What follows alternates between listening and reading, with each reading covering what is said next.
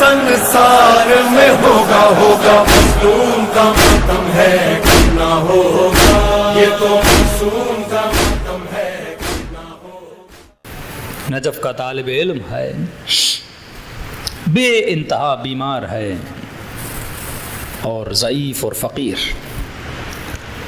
फ़क्र भी अल्लाह का इम्तहान है और अमीरी भी अल्लाह की इम्तहान है। कभी देकर आज़माता है, कभी लेकर आज़माता है।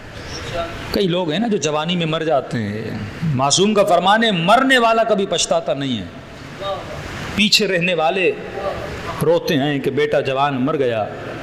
लेकिन मसलहत इलाही थी कि अल्लाह ने जवानी में मौत दी, शायद आगे जाके वो गुनाह करता तो खुदा ने जल्दी मौत दी। और मरने वाला जब उस दुनिया में जाता है, इस तसव्वुर को कल बयान करूँगा, वो खुश होता है कि ऐ काश खुदा तूने मुझे पहले मार दिया होता, क्योंकि वहाँ इतनी बड़ी नेमतें हैं। बंदा देख कर उन नेमतों को देख कर कहता है काश मैं पहले आ जाता वहाँ।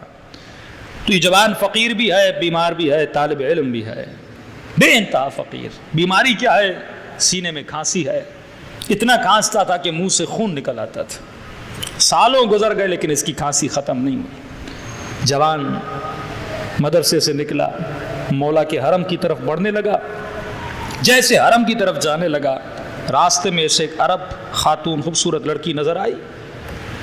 ये मुहज़्ज़िब था, मुत्तकी था, परहेज़गार था। जैसे निगाह पड़ी, इसने फ़ौरन निगाहों को झुकाया।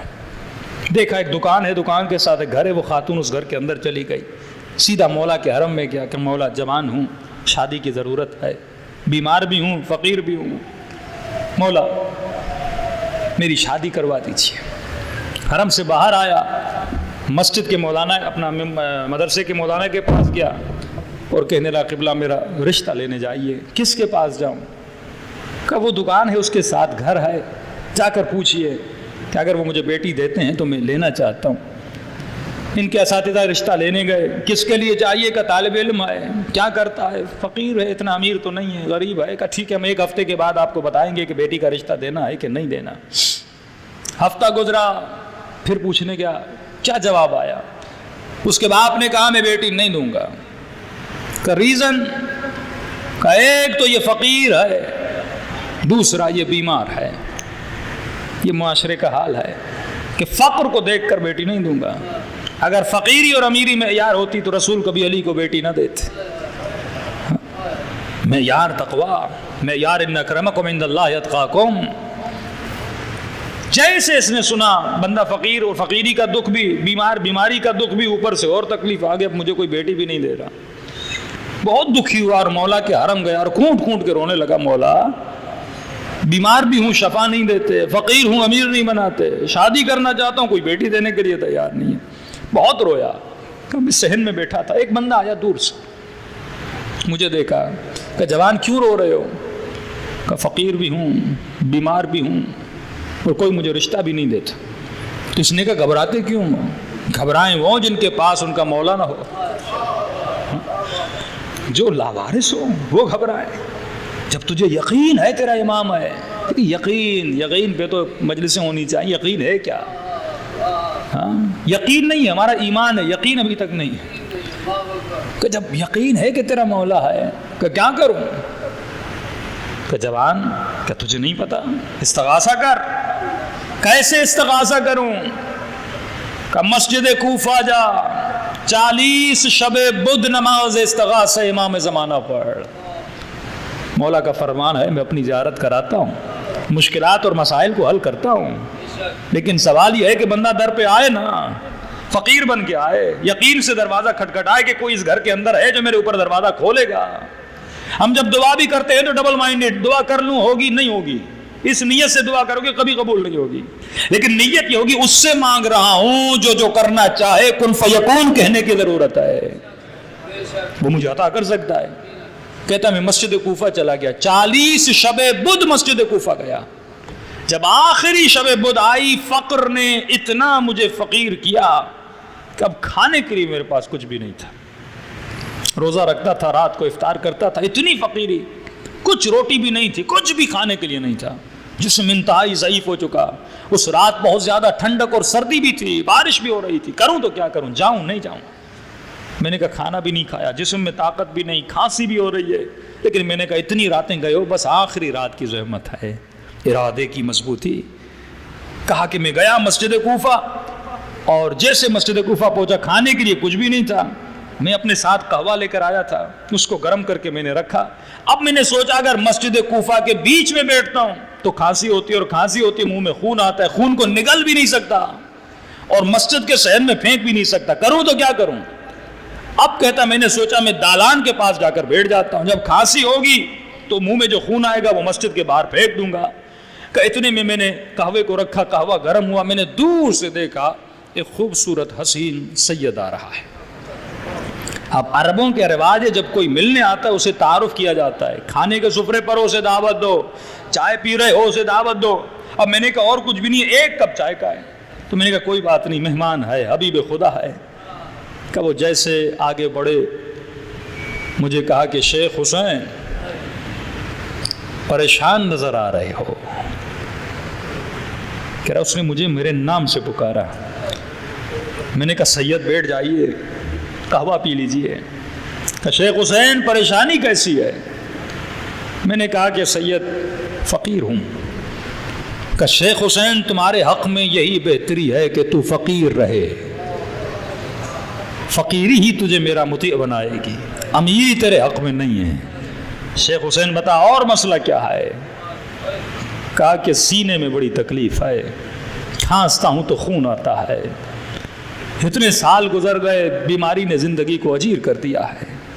کہ شیخ حسین کیا قہوہ نہیں پلاؤ گے؟ کہ ایک ہی کپ تھا، میں نے اس سید کو دیا، زیادہ نہیں، اس نے صرف اپنے ہونٹ لگائے اور مجھے ہاتھ میں قہوہ دیا۔ کہ قہوہ پی۔ کہ توجہ بالکل نہیں تھی، میں نے وہ قہوے کے 2 گھونٹ لیے، پیا، بس یہ کہہ کر وہ کھڑے ہوئے۔ میں نے کہا سید کہاں جا رہے ہو؟ کہا مسلم کے پاس جا رہا ہوں، 2 رکعت نماز پڑھوں گا۔ میں نے کہا سید میں بھی ساتھ چلوں گا۔ کہ چلو۔ کہ سید آگے آگے، میں پیچھے پیچھے۔ ایک مسجد کے بیچ میں وہ سید رک گئے۔ میں نے کہا سید رک کیوں گے؟ کہا یہ مقام ابراہیم ہے، 2 رکعت نماز تحیت مسجد پڑھنا چاہتا ہوں۔ میں نے کہا آپ پڑھیے۔ کہا انہوں نے اللہ اکبر کیا، نماز شروع کی۔ میں نے کہا میں بھی پڑھتا ہوں۔ تو پہلے انہوں نے شروع کی، میں نے تھوڑی بعد میں شروع کی۔ اب جیسے میں نے نماز پڑھی، اب میں حالت قیام میں تھا، وہ رکوع میں چلے گئے کیونکہ مجھ سے پہلے شروع کی تھی۔ میں سوچنے لگا شیخ حسین یہ ہے کون جسے تیرے نام کا پتہ ہے، ہاں، جس نے سب کچھ علم ہے، تجھ سے پوچھ بھی لیا۔ کہ اچانک ذہن میں خیال ہے شیخ حسین یہ وہی تو نہیں جس کا انتظار 40 ہفتوں سے کر رہے ہو، یہ وہی تو نہیں جس کی دیدار اور زیارت کے لیے تڑپتے رہے ہو 40 ہفتے۔ کہ یہ ذہن میں خیال آیا تو میں نے کہا اب جلدی نماز ختم کروں، کوئی ایسا نہ ہو نماز ختم کر کے چلے جائیں، یعنی میں مل بھی چکا پر پہچان نہ چکا۔ کہ جلدی جلدی سے مجھے نماز ختم کرنا چاہیے، اور ختم کرنے ہی والا تھا، میں نے دیکھا اس کے اطراف میں ایک نور کا حالہ تھا، ایک نور نے اس کے پورے وجود کو کور کر لیا تھا۔ نماز جیسے ختم، میں نے فوراً امام کے دامن کو پکڑ لیا۔ میں نے کہا مولا بڑی مشکل سے زیارت ہوئی ہے، آپ نے وعدہ کیا تھا مسلم کی قبر کے پاس جائیں گے، وہاں تک میرے ساتھ چلنا ہے، پھر آپ جاتے ہیں تو چلے جائیں۔ کہا وہ کھڑے ہوئے، یہ آگے آگے، میں ان کے پیچھے پیچھے تھا۔ جیسے مسلم کی قبر پہ پہنچے، تھوڑی دیر وہ وہاں کھڑے رہے، اس کے بعد میرے مولا مجھے نظر نہیں آئے۔ شیخ حسین کہتا ہے روتا ہوا گڑ گڑاتا ہوا مدرسے تک آیا۔ کرے میں نے مولا کو دیکھا بھی تھا لیکن اپنے مولا کو پہچانا نہیں تھا، زیارت ہوئی بھی لیکن میں نے امام کو پہچانا نہیں، قیمت ہاتھ میں آئی لیکن بہت جلدی میرے ہاتھ سے چلی گئی۔ تو کہتا ہے دوسرا دن ہوا، میں مولا علی کے حرم کی زیارت کے لیے گیا، اور جیسے چلنے لگا تو میں نے دیکھا شیخ حسین تیری کھانسی کہاں گئی؟ کہ کھانسنا ختم ہو گیا، سینے کو شفا مل گئی۔ پھر میں نے کہا اسی قہوے کا اثر تھا جس کو زہرا کے لال نے اپنے لبوں سے مس کیا تھا۔ اتنے میں مولا کی زیارت کی، روتا ہوا مدرسے میں واپس آیا۔ صبح کا وقت تھا، دروازے پہ دستک ہوئی، دروازہ کھولا، اسی لڑکی کا باپ تھا جس نے مجھے جواب دیا تھا۔ اندر آیا، شیخ حسین طبیعت کیسی ہے؟ میں نے کہا قبلہ صحیح ہے۔ کہ سینے کی تکلیف کیسی ہے؟ کہ میرے آقا نے مجھے شفا دے دی، میں ٹھیک ہو چکا ہوں۔ کہا کہ آپ کیوں آئے ہیں، کوئی وجہ؟ کہ اپنی بیٹی کا رشتہ لے کر آیا۔ شیخ حسین تجھے اپنی بیٹی دینا چاہتا ہوں۔ کہ پہلے نہیں دے رہے تھے اب کیوں دے رہے ہو؟ کہ شیخ حسین میری شکایت امام زمانہ سے نہ کیا کر، میں نے تمہارا کیا بگاڑا ہے کہ میری شکایت مولا سے کرتا ہے؟ تو امام رضا کا فرمان ہے، اے مومن متمسک رہو اہل بیت کی ولایت سے، چھوٹے سے چھوٹا مسئلہ بھی آئے اپنے امام سے باتیں کیا کرو تاکہ تجھے اس امام کے وجود کا احساس ہو۔ جب تو اس کے وجود کا احساس کرے گا پھر اس امام کے وجود کا فیض تمہاری زندگیوں میں آئے گا۔